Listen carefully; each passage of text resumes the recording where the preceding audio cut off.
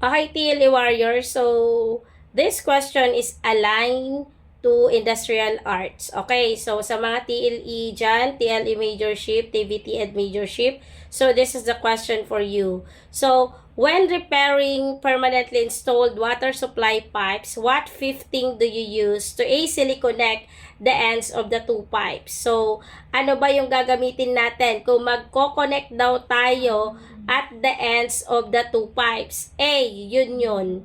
B is T. C is socket. D is elbow. So, ngayon, gamitin natin sa elimination method. So, anong mali dito? Ano ba yung pinakamali dito based on the choices? Again, uulitin ko. When repairing permanently installed water supply pipes, what fifting do you use to easily connect para mas madali yung pag-connect natin sa pipes, lalo na sa dalawang pipes na yon? So, this is the choices. A, union. B, T. C, socket. Or letter D is elbow. Okay, so erasure natin. Ano ba yung difference between the four choices na pagpipilian natin? So, ngayon, ipaliwanag natin isa-isa. Okay. So, unahin natin si T5. Okay. Si T5 po is wrong answer. Alam niyo kung bakit? Because ang T5 po is a pipe fifting which is letter T. Naka-letter T po siya. Having two outlets. Meron po siyang two outlets. It can be connected at what? 90 degrees to the connection to the main line. Kino-connect siya saan? Sa main line. So, ibig sabihin, it is used to connect socket is a pipe attachment detail in which pipe is inserted into resist area of a pipelines with a pipe at a right angle with the line. So, that's the T-pipe. So, ngayon, anong sunod na tatanggalin natin kasi ginamit natin sa elimination method na technique? Sunod is socket.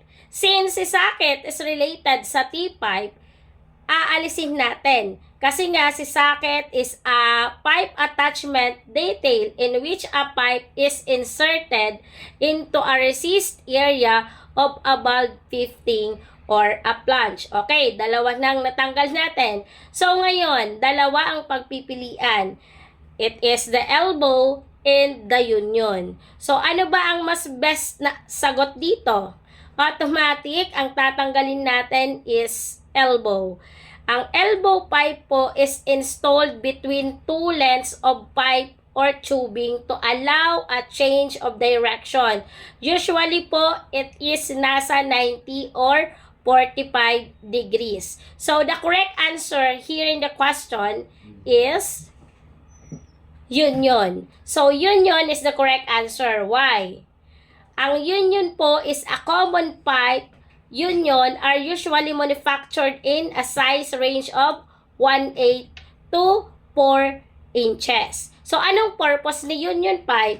So, si union pipe po is a type of pipe fifting that creates a secure and semi-permanent connection between two pipes. So, the pipes can easily be separated without causing any pipe deformation. So, that's why the correct answer is letter A, union. So, I hope TLE Warriors you learn for this short discussion in TLE Majorship, especially in industrial arts. That's all.